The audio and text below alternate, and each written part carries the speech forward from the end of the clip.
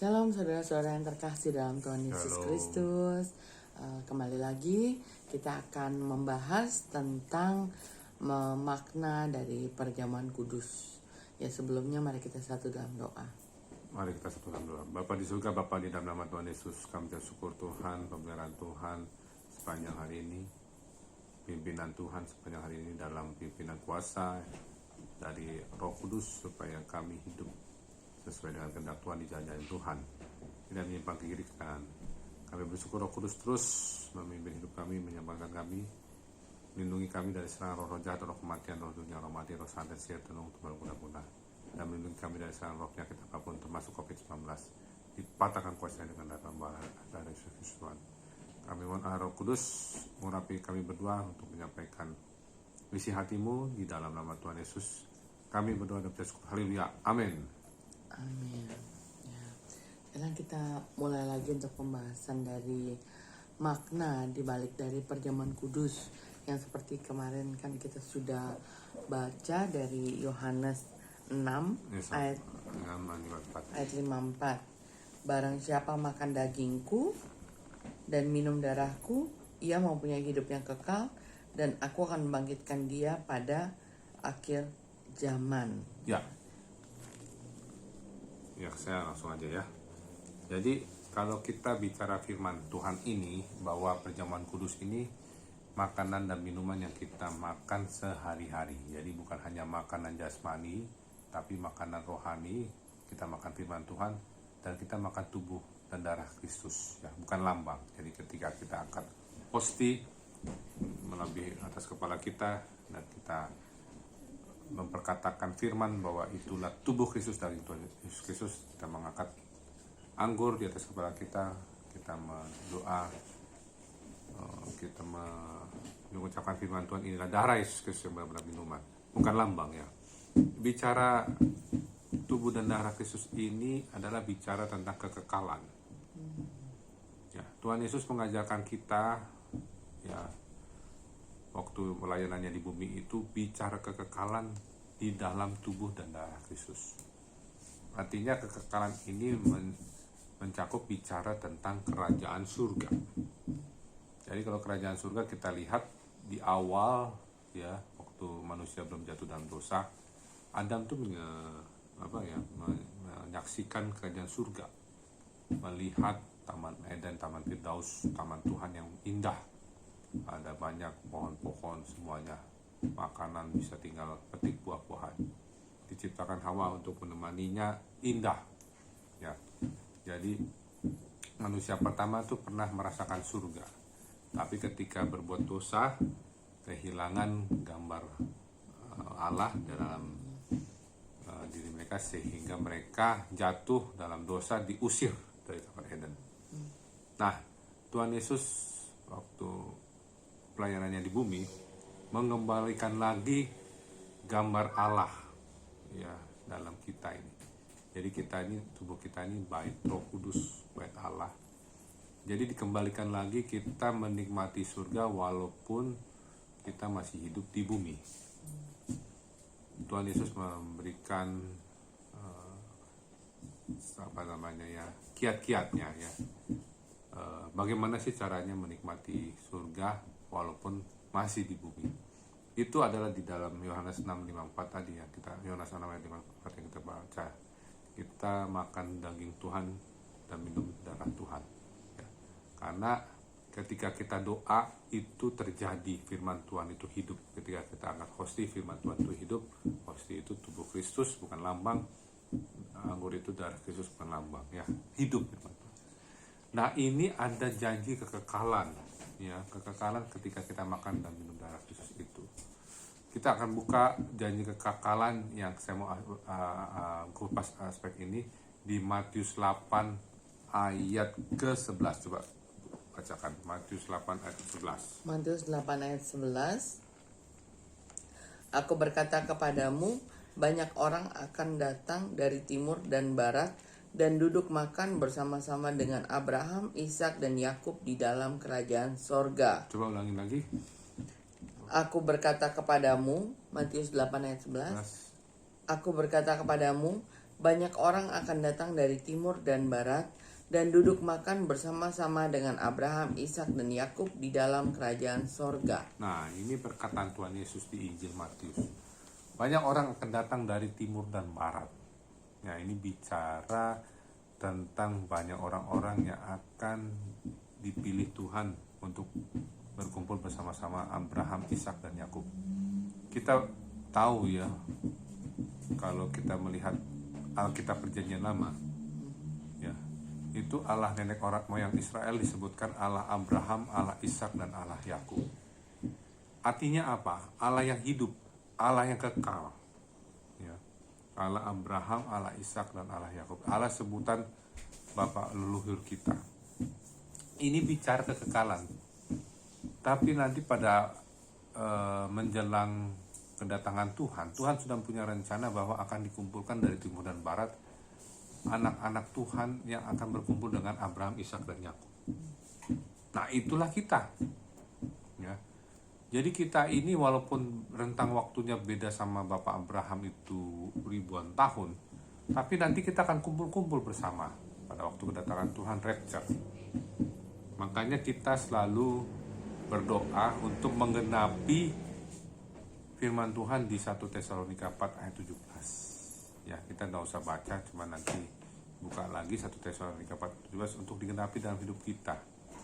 Firman Tuhan itu kalau kita minta digenapi oleh Tuhan, kita punya imajinasi iman bahwa itu akan terjadi. Ya, kita mengalami rapture-nya Tuhan. Selama kita menunggu rapture-nya Tuhan, menunggu kedatangan Tuhan, kita melakukan perintah-perintah Tuhan, menuruti perintah-perintah Tuhan. Ya.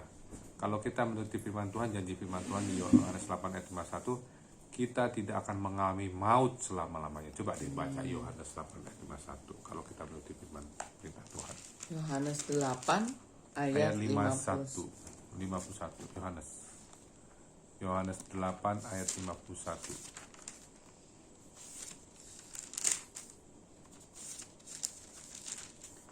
Yohanes 8 ayat 51. Aku berkata kepadamu, sesungguhnya barang siapa menuruti firman-Ku, ia tidak akan mengalami maut sampai selama-lamanya. Ya, menuruti firman Tuhan, menuruti perintah-perintahnya. Jadi kalau kita nurut sama firman Tuhan, makan daging Tuhan, minum darah Tuhan, itu nurut aja, bukan lambang ya. Kita tidak akan mengalami maut selama-lamanya. Itu janji Tuhan loh.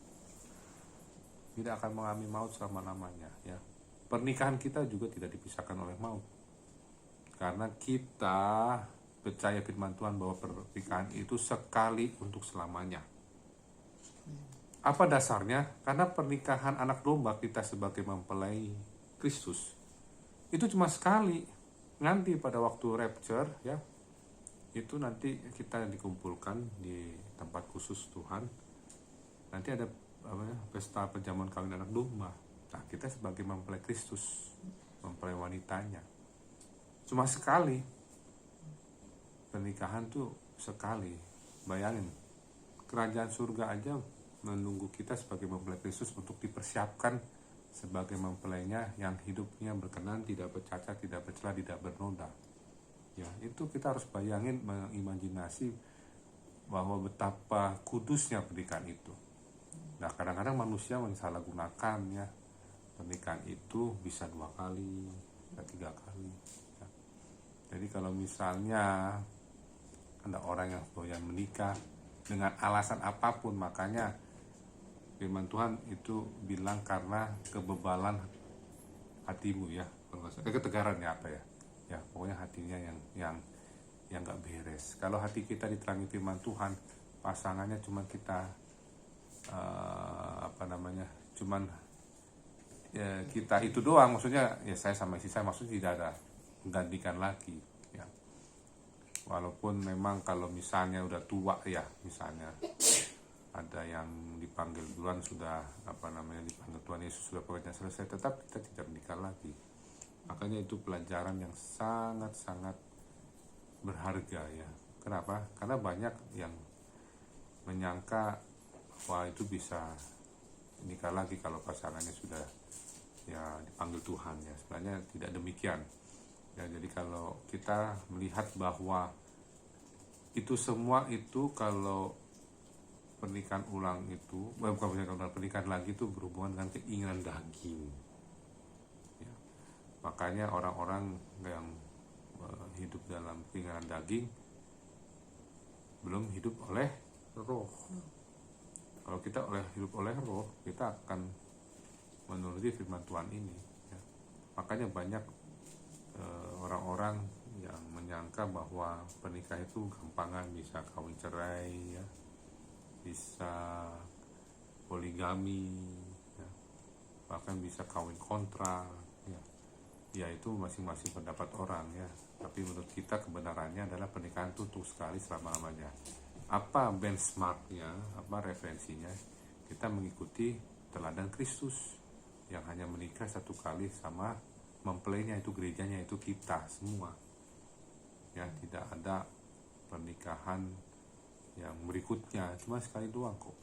Nah, di dalam Alkitab juga pernikahan sekali. Jadi makna perjamuan kudus itu adalah menyangkut kekekalan, ya, persiapan untuk perjamuan kawin anak domba.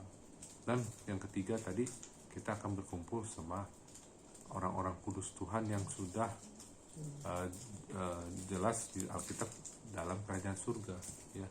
Abraham, Ishak, dan Yakub kan sudah dibilang dalam kerajaan surga.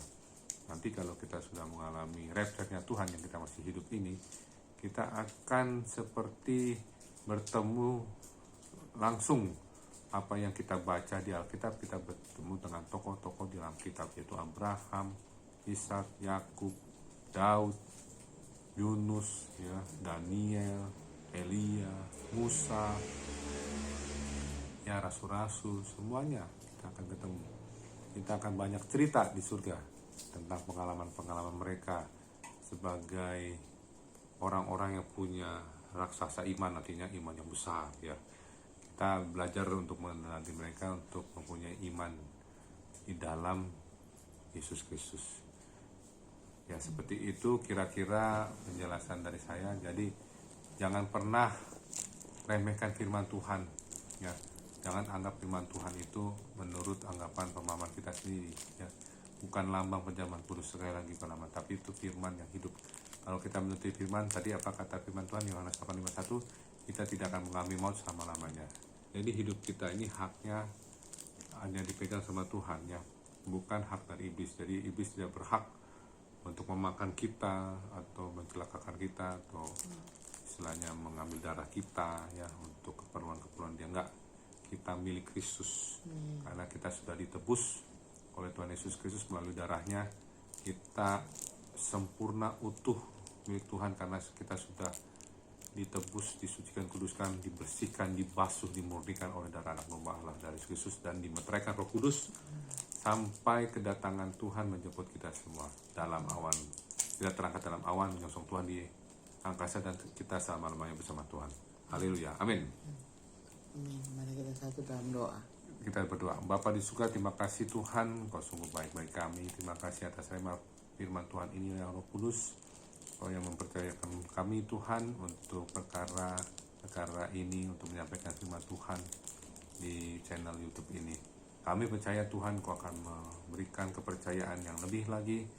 Kami mengerti bahwa ini adalah bentuk ketaatan kami Tuhan untuk melakukan apa yang Kau kehendaki.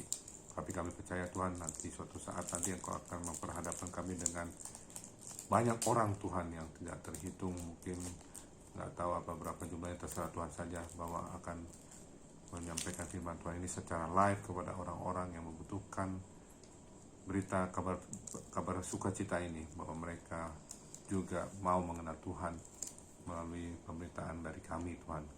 Dan kepakailah kami Roh Kudus untuk yang heran.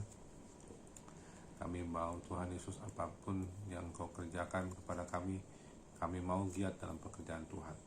Tolonglah kami Tuhan Yesus Kristus, walaupun YouTube ini Tuhan memang hanya durasinya singkat, tapi kami percaya Tuhan Kau akan memberikan kami Tuhan banyak lagi hikmat-hikmat, pengetahuan-pengetahuan, pengenalan akan Tuhan yang luar biasa lagi mengenai perjamuan kudus ini. Bahkan kami Tuhan Yesus Kristus terus diperbarui dan dibasuh dengan darah nomor Allah dari Yesus Kristus Tuhan. Terima kasih Bapa. Kami percaya Tuhan, kami menuntut firman, alam maut tidak akan menguasai kami. Kami berada dalam Tuhan Yesus Kristus, dalam perlindungan darah Allah dari Yesus Kristus Tuhan. Dalam nama Bapa, Anak, dan Roh Kudus, dalam nama Tuhan Yesus Kristus kami berdoa dan bersyukur. Haleluya. Amin. Terima kasih Bapak Ibu Saudara sekalian. Tuhan Yesus memberkati. Tuhan Yesus memberkati. Shalom. Selamat malam.